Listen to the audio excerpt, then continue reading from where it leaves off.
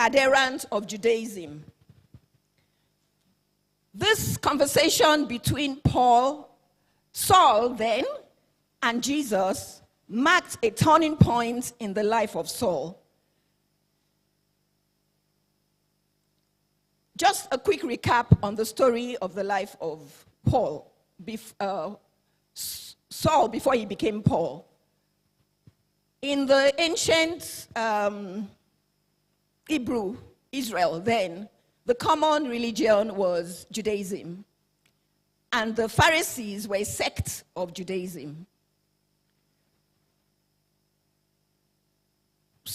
Saul then was trained under Gamaliel as a Pharisee. And usually at that time, what the Pharisees or Judaism was all about was protecting the Torah, which was God's commandment in the New Testament, in the Old Testament. At that time, what they had was the 5 books of Moses. And the Pharisees were very ardent in ensuring that anybody around practiced Judaism and no other religion but Judaism. But at the time that Jesus had an encounter with Saul, there was already Christianity, because the early church had started after Jesus' death.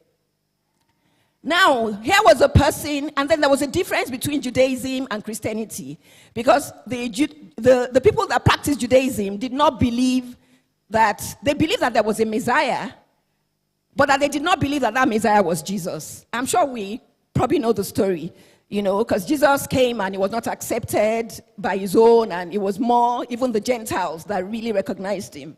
So here was somebody who was in the habit of persecuting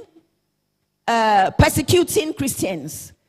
Because he was practicing Judaism, he did not want to hear of anything other than Judaism. He wanted everybody to practice Judaism and not be a Christian. So he went out very, very ferociously. He would go out to churches, he would arrest Christians, he would make sure they were punished or imprisoned and all of that. And the Bible tells us, at that time also, we know that there were some martyrs that were killed by the Jews. I mean, a good example was Stephen.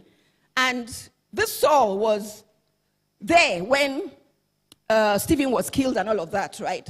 So here was a person who did not believe that Jesus was the Messiah. And he had an encounter with Jesus. And it was a spectacular encounter. What he said when Jesus appeared to him, he said, "Lord, what will you have me do?" I want us to hold on to that. And Jesus said to him, and I'll come back to you, Jesus said to him, "Arise and go into the city, and it will be told you what you must do."